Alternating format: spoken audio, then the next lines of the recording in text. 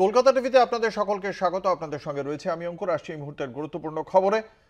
যাদবপুর বিশ্ববিদ্যালয় নিয়ে আরএসএস এর মুখপত্রের সমালোচনা। আরএসএস এর যে মুখপত্র রয়েছে স্বস্তিকা, তার যে সম্পাদকীয়, সেখানেই যাদবপুর বিশ্ববিদ্যালয় নিয়ে তীব্র সমালোচনা করা হয়েছে। আপনাদের জানিয়ে রাখি, সেখানে বিশ্ববিদ্যালয়ের পঠন পাঠন এবং গবেষণার অন্তর্জলি যাত্রা হয়েছে বলেও মন্তব্য করা হয়েছে। বিশদে জানবো। আমাদের সঙ্গে রয়েছেন আমাদের বিশেষ প্রতিনিধি অঞ্জন রায়। অঞ্জনদার, ঠিক কি বলা হয়েছে স্বস্তিকার সম্পাদকীয়তে? দেখো, শুধু স্বস্তিকার সম্পাদকীয় নয়, সব মিলিয়ে একটা সংখ্যা করা হয়েছে যাদবপুর বিশ্ববিদ্যালয় নিয়ে, এবং প্রায় 8 মানে সম্পাদকীয় ধরলে প্রায় 7খানা লেখা আছে যাদবপুর বিশ্ববিদ্যালয়, এবং সবকটাতে যাদবপুরকে বিশ্ববিদ্যালয়কে তীব্র আক্রমণ করা হয়েছে। যাদবপুর বিশ্ববিদ্যালয়ের গবেষণা এবং পঠন পাঠন অন্তর্জলি যাত্রায় চলে গেছে বলে মনে করছেন স্বস্তিকা বা আরএসএসের মুখপত্র বা আরএসএসের নেতৃত্ব। অথচ কয়েকদিন আগেই কেন্দ্রীয় সরকারের যে রিপোর্ট এসছে তাতে দেখা যাচ্ছে যে এখনও গেট পরীক্ষায় প্রথম 100 জনের মধ্যে অধিকাংশ যাদবপুর বিশ্ববিদ্যালয়ের ছাত্রছাত্রীরা। অর্থনীতি এবং ভূতত্ত্বে এবারও সর্বভারতীয় পরীক্ষায় প্রথম হয়েছে যাদবপুর বিশ্ববিদ্যালয়ের ছাত্রছাত্রীরা। ফলে স্বাভাবিকভাবে আরএসএসের এই ধরনের ঘটনা বা এই ধরনের লেখা বা এই ধরনের একটা মুখপত্রে একটা সংখ্যা যাদবপুর বিশ্ববিদ্যালয়কে নিয়ে সমালোচনা করে উৎসর্গ করা নিঃসন্দেহে একটা নতুন মাত্রা বলা যেতে পারে। এর আগে আমরা দেখেছিলাম জেএনইউ নিয়ে যা আরএসএস এরকম করেছিল, কিন্তু সেখানে তারা সফল হতে পারেনি। নতুন করে যাদবপুর নিয়ে তাদের এই আগ্রাসন মনে করা হচ্ছে যে তারা যাদবপুর বিশ্ববিদ্যালয় সম্পর্কে জেএনইউর মতনই তারা বোধহয় সমালোচনা বা সেখানে অন্যরকম কিছু ভাবমূর্তি করতে চাইছে। ইতিমধ্যে গভর্নর যারা নমিনি হয় যাদবপুর বিশ্ববিদ্যালয়, তা অধিকাংশ বিজেপির লোককেই পাঠানো হয়েছে সেই গভর্নর নমিনি হিসাবে। ফলে সবটা মিলিয়ে একটা পরিকল্পিত আক্রমণ যাদবপুর বিশ্ববিদ্যালয়ের ওপর আরএসএস করছে বলে শিক্ষক মহল বলছে। এই সংখ্যাতেই লেখা হয়েছে যে কিভাবে বাম এবং অতিবাম ছাত্র সমাজ যাদবপুর বিশ্ববিদ্যালয়ের মধ্যে মহিলাদের শ্লীলতাহানি করছে, কিভাবে গাঁজা চরসের ব্যবসা করছে, এই সমস্ত প্রমাণ ছাড়াই কিন্তু এই সংখ্যায় সম্পাদকীয়তে লেখা হয়েছে। অন্য বিষয় আরও যে 7টি লেখা বেরিয়েছে যাদবপুর বিশ্ববিদ্যালয়ের সমালোচনা করে, সেইটা বিশদে যাচ্ছে না। শুধু সম্পাদকীয়তে এইভাবে আক্রমণ করা হয়েছে, এবং শুধু ছাত্রছাত্রীদের আক্রমণ করেই তারা চুপ থাকেনি, অধ্যাপকদেরও তারা কঠোর সমালোচনা করেছেন এই সম্পাদকীয়। স্বাভাবিকভাবেই এই ঘটনা নিয়ে শিক্ষক মহল, বিশেষ করে যাদবপুর বিশ্ববিদ্যালয়ের শিক্ষক মহল ক্ষুব্ধ। আমরা যতদূর জানতে পারছি যে তারা প্রকাশ্যে এই নিয়ে বিবৃতি দেবেন। কেন হঠাৎ আরএসএস এই কাজ করতে চাইছে, কেন যাদবপুর বিশ্ববিদ্যালয়কে বেছে নিতে চাইছে?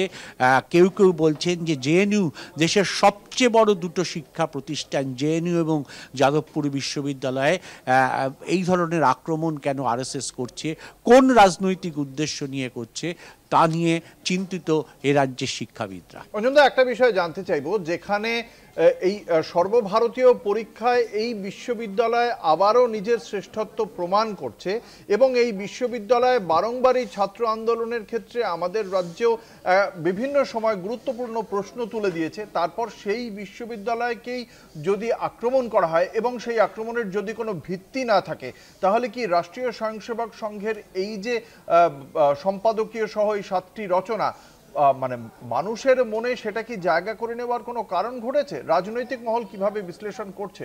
দেখো, জায়গা করে নেবে কি নেবে না সেটা পরের ব্যাপার, কিন্তু এই মুহূর্তে দাঁড়িয়ে গোটা দেশের শিক্ষাঙ্গনে যেভাবে আরএসএস শাখা বিস্তার করতে চাইছে, যেভাবে বিভিন্ন প্রতিষ্ঠানে গিয়ে সর্বোচ্চ পদে আরএসএসের লোকদের বসানো হচ্ছে, তারই অঙ্গ হিসাবে বলতে পারো যাদবপুর বিশ্ববিদ্যালয়। আমি তোমাকে বললাম যে যাদবপুর বিশ্ববিদ্যালয়ের নমিনি হিসাবে, রাজ্যপাল নমিনি হিসাবে আমরা এতদিন দেখে এসেছি শিক্ষাবিদরা, দেশের প্রসিদ্ধ শিক্ষাবিদরা যান।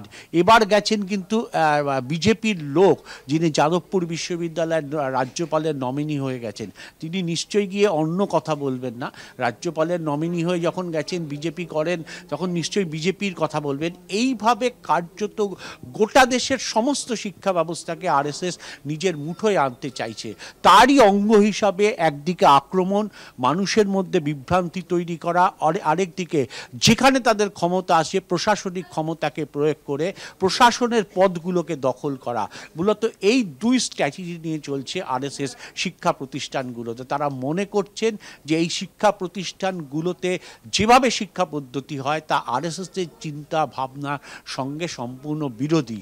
তাই তারা তাদের মতন করে ভাবতে চাইছেন বলেই আরএসএসের মতন মুখপত্রে যাদবপুর বিশ্ববিদ্যালয় নিয়ে একটা সংখ্যা কার্যত উৎসর্গ করা হয়েছে।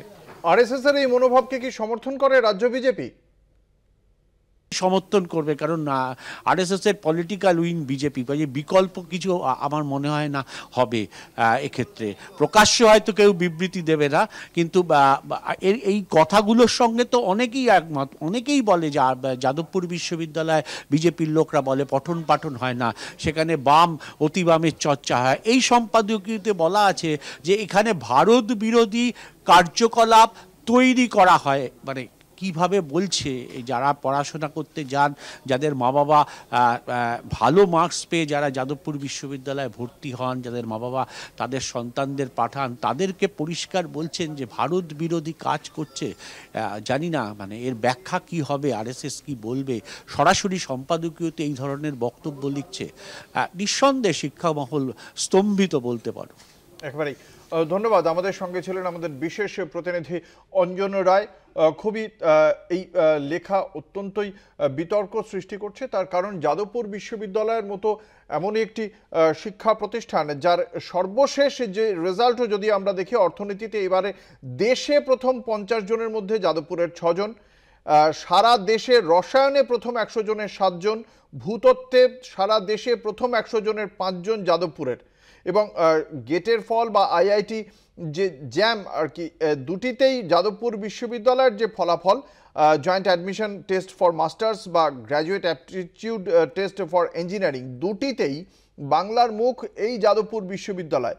ফলে বিভিন্ন সময় বিতর্কিত কারণে বা ছাত্রছাত্রীদের আন্দোলনের জেরে যাদবপুর বিশ্ববিদ্যালয় সংবাদ শিরোনামে আসলেও পড়াশোনা যে একেবারে অন্তর্জলী যাত্রা হয়ে গিয়েছে স্বস্তিকার অভিযোগ অনুযায়ী, তা যে সবসময় সঠিক তা কিন্তু এই বিশ্ববিদ্যালয়ের যে সর্বভারতীয় পরীক্ষায় ফলাফল তা কিন্তু ব্যক্ত করছে না।